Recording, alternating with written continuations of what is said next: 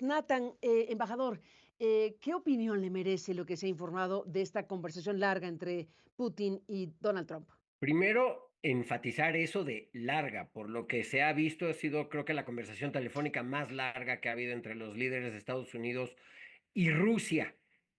Y más allá de lo que se dice, lo que sería interesante saber es todo lo que no se dice, porque además si vemos los reportes tanto de la Casa Blanca como del Kremlin el de la Casa Blanca es mucho más escueto que el del Kremlin, y el del Kremlin le está hablando mucho más hacia su público interno, hacia los intereses de Vladimir Putin, enfatiza nuevamente sus preocupaciones sobre un gobierno poco legítimo en su óptica en el caso de Ucrania, que eso les preocupa, pero que efectivamente aceptan la propuesta de Estados Unidos de un cese al fuego, y el reporte de la Casa Blanca fue mucho más escueto y general de que se dio esto, de que se pide que no se ataque infraestructura energética, que haya control en las costas. Entonces creo que sí hay un poco de diferencia en lo que se dice y en lo que no se dice.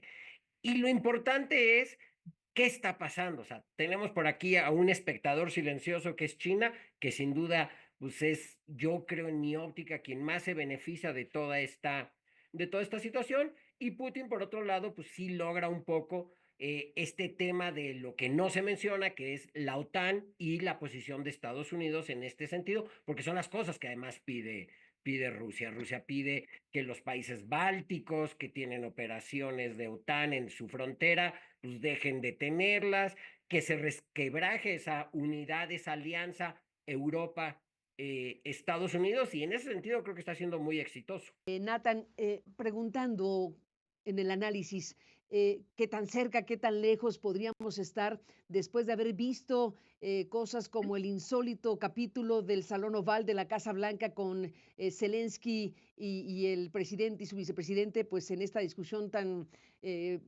singular? Por un lado eso, por otro lado la llamada, el contexto en general de este momento de una guerra que se ha prolongado por más de 3 años. ¿Qué tan cerca, qué tan lejos podemos estar pensando que está la paz para Ucrania? ¿A cambio de qué la paz? Lo pregunto.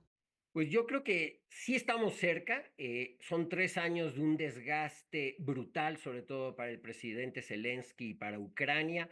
Lo que se vio en la Casa Oval, que la verdad es inédito en términos de relaciones diplomáticas. Yo creo que muchas veces ese tipo de encuentros pues, ríspidos entre mandatarios se dan, pero no se dan frente a cámaras. Entonces creo que eso sí fue algo distinto, pero que también hace que se termine con esa inocencia de qué está pasando. Entonces creo que vimos las declaraciones del mismo presidente Zelensky después de lo sucedido en la sala oval, hasta hablando bien del presidente Trump. O sea, él claramente lo que ya tiene es un desgaste muy grande y quiere la paz para su pueblo. Entonces yo creo que en ese sentido sí. Lo que también creo que estamos viviendo es la reconformación de un nuevo orden internacional.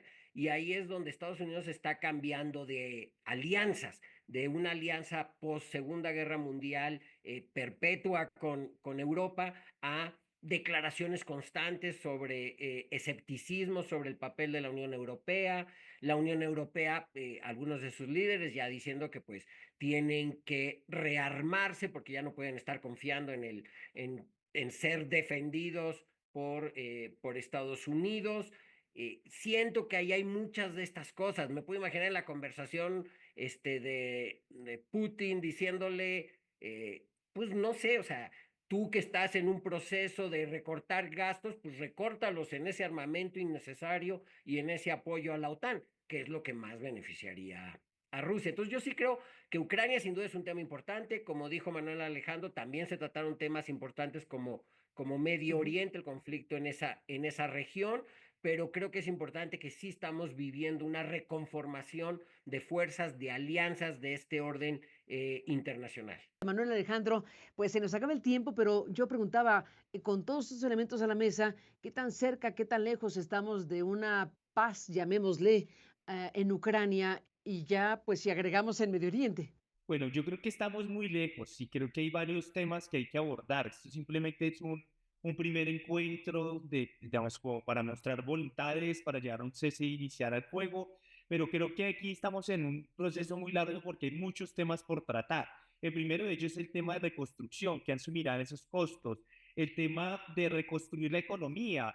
Tercero, las garantías de seguridad que ha estado estableciendo Ucrania desde hace tiempo. Por ejemplo, el tema de la negociación, que va a ser un punto, desde mi lectura, un punto de inflexión es qué va a pasar con el territorio anexado por Rusia desde el 2014 con Crimea, Donetsk, Lugansk, esta franja. Yo creo que eso es un punto de quiebre importante. Creo que hay otro tema que son las garantías de seguridad que Ucrania ha solicitado, pero yo creo que además hay otros elementos como la confianza nuevamente que pueda ganar Estados Unidos en el marco de esta situación tan adversa.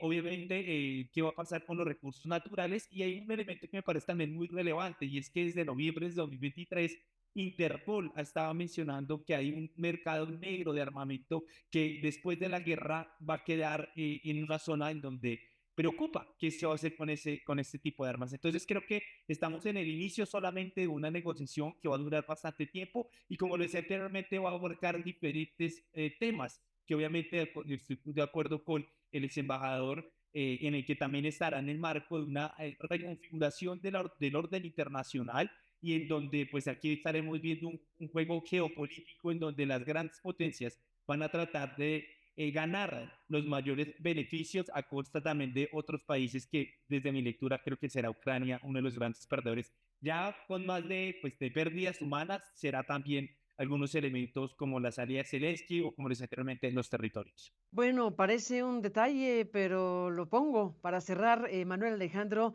De entre las cosas que se anunciaron es que Rusia y Estados Unidos, Putin y Trump acordaron que se realicen juegos de hockey, organizar partidos de hockey entre Estados Unidos y Rusia. Algo más que un gesto, ¿no?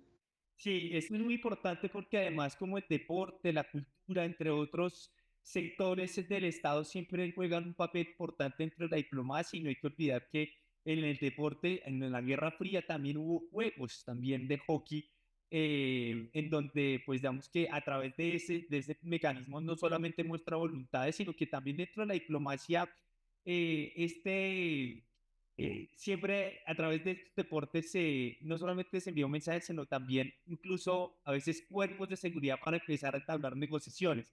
Entonces, claramente también hace relevancia o hace referencia, perdón, al ejercicio de una negociación de un toma y dame que vamos a ver de aquí en adelante, y que obviamente los estados van a utilizar todo tipo de espacio, sin importarlo, o sea, diplomático, militar, cultural, deportivo, para llegar a unos acuerdos, pero también mostrar fuerza, mostrar de alguna manera relevancia frente a su competidor. Entonces, creo que pues será un espacio bien interesante también cómo se va a llevar esta negociación, inclusive con el embajador.